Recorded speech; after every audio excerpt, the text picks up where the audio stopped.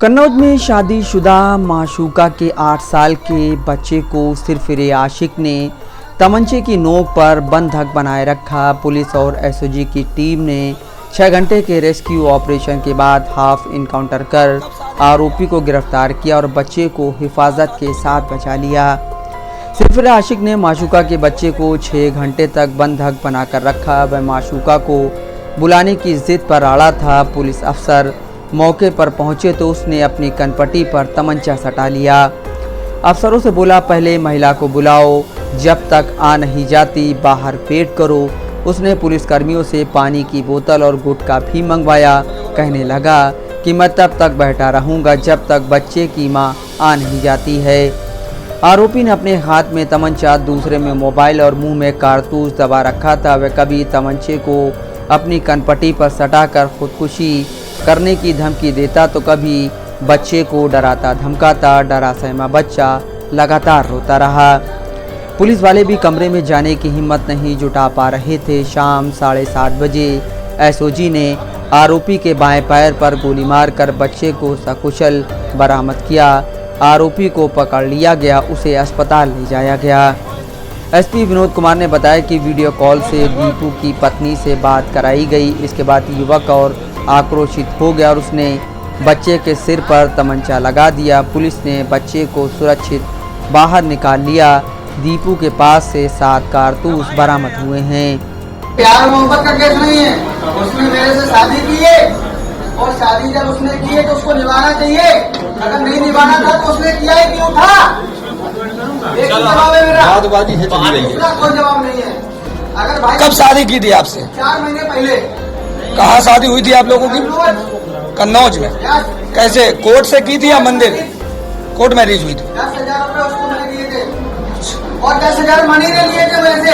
एक चौकी वाला है ना हल्का चौराहे पे। कौन है ये मनी? मनी का नंबर नोट करो। नहीं, कौन है ये, क्या है? पुलिस वाले। पुलिस वाला है। मैं नंबर लेता हूँ। नंबर लिखो भाई, नंबर लिखो। बोलो नंबर, मनी का नंबर बता रहा है, बताओ। क्या है आपकी मांग? अर्चना, तो उनको बुलाया गया है? वेटिंग में है। अच्छा, आप वेटिंग में रहो, कोई बात नहीं कर रहे। किसी से कोई बात नहीं। साहब की बात मान लो, साहब कह रहे हैं। कोई बात नहीं कर रही है। प्लीज सर, आप वेटिंग में रहो, जब तक कस्टमर नहीं आएगी तब तक मैं ऐसा ही बैठा रहूंगा। चाहे 2 घंटे लेंगे, 6 घंटे लेंगे, 4 घंटे लेंगे, 2 दिन में 4 दिन लेंगे, मैं ऐसा ही बैठा रहूंगा। प्लीज सर, आप वेटिंग में रहो। ठीक है, जस्ट ओके। Good bye. घटना लगभग 1 बजे के आसपास से शुरू होती है और काफी देर हो गई थी, लगभग 6 घंटे हो रहा था और वो काफी आक्रामक होने लगा था। और एक स्थिति ऐसी आई कि उसने बच्चे को कनपटी में बिल्कुल इस स्थिति में पहुंचा दिया था कि लगता है कि मार देगा गोली। उसी समय हमारी जो टीम है उसने बच्चे को बचाने की कोशिश की और तत्काल उसके पास पहुंची और बच्चे को सुरक्षित निकाल लिया और वो अंदर के कमरे में जा करके पुलिस पार्टी पर फायर करने लगा। पुलिस ने आत्मरक्षार्थ फायरिंग की, जिसमें उसके पैर में गोली लगी है। उसे तिरवा मेडिकल कॉलेज ले जाया गया है और इसमें जो हमारी पुलिस की टीम है, खास करके हमारे 2 आरक्षी हैं, दुष्यंत और यगन, ये इन 2 आरक्षियों ने बहुत ही साहसपूर्ण काम करते हुए इस पूरे ऑपरेशन को अंजाम दिया है और सकुशल बच्चे को बरामद कर लिया गया है। और जो अपराधी है उसके पैर में गोली लगी है, उसको भेजा गया। जब अंदर तलाशी ली गई तो पता चला कि उसके जो तमंचा लिया हुआ था वो लोडेड था, उसी से उसने फायर भी किया। इसके अलावा 7 राउंड और रखा हुआ था। तो पूरी इसने पहले से प्लानिंग करके आया था। तो एक बड़ी सफलता हमारी पुलिस ने किया है और सकुशल बच्चे को निकाला है और इसकी माँ के पास बच्चे को भेज दिया गया है और उसकी माँ इस चीज को लेकर के काफी प्रसन्न है और उसने पुलिस को भी इस साहसिक काम के लिए, बच्चे को सकुशल उसको बरामद करने के लिए, सकुशल सुरक्षित निकालने के लिए प्रशंसा की। पूरा मामला छिबरामऊ कोतवाली अंतर्गत काशीराम कॉलोनी का है। यहाँ 40 साल की अर्चना अपने परिवार के साथ रहती हैं। उनके 3 बच्चे हैं। पति संजय की 2 साल पहले मौत हो चुकी है। अर्चना प्राइवेट नौकरी करती हैं। नौकरी के दौरान अर्चना की मुलाकात तालग्राम थाना क्षेत्र के सलेमपुर गांव के रहने वाले 35 साल के दीपू चक से हुई। दीपू भी प्राइवेट नौकरी करता है। धीरे धीरे दोनों के बीच नज़दीकियां बढ़ने लगी।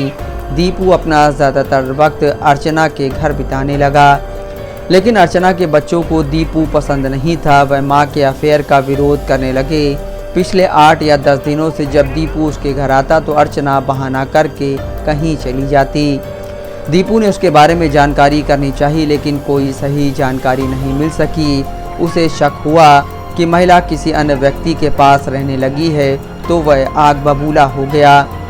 शुक्रवार की दोपहर 1 बजे वह काशीराम कॉलोनी में अर्चना के घर पहुंच गया। वह बहुत गुस्से में था। बच्चों से पूछने लगा कि तुम्हारी मां कहाँ है। जब उसे अर्चना के बारे में कुछ पता नहीं चला तो करीब 1:30 बजे तमंचा निकालकर उन्हें कमरे में बैठा लिया।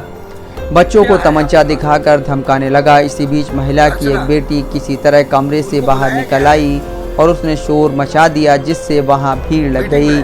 करीब 2 बजे पुलिस टीम भी कॉलोनी पहुंच गई। बच्चों को सुरक्षित छुड़ाने के प्रयास करने लगी।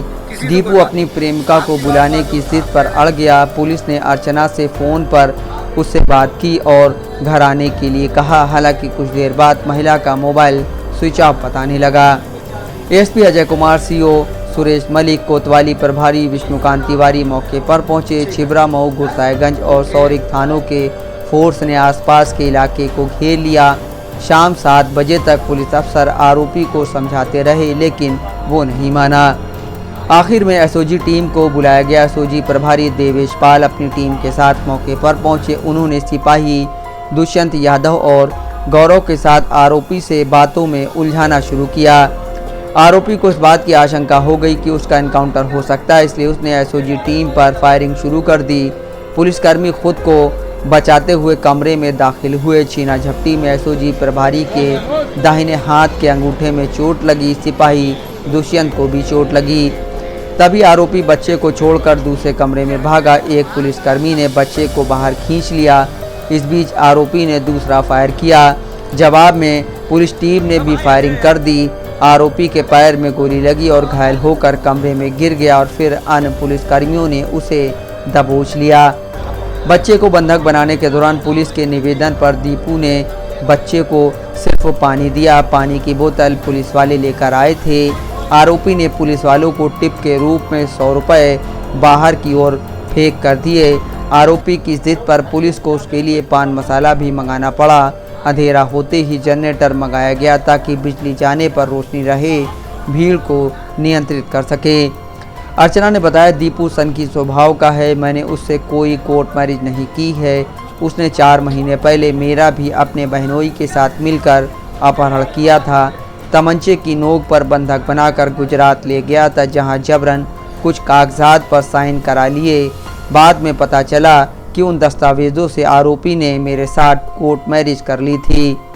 मैं वहां से किसी तरह भाग निकली। इसके बाद वो 2 महीने तक मेरा पीछा करता रहा। जब मैं उसके चुंगल में नहीं आई तो उसने कन्नौज जाकर मेरे बेटे को बंधक बना लिया और जान से मारने की धमकी देकर ब्लैकमेल करने लगा। मैं सामने नहीं आई क्योंकि मुझे डर था कि आरोपी मेरे बेटे को गोली मार देगा, पर मुझे खुशी है कि पुलिस ने मेरे बेटे की जान बचा ली। Mohammad Nazim Siddiqui, Dastak live news, Kannauj.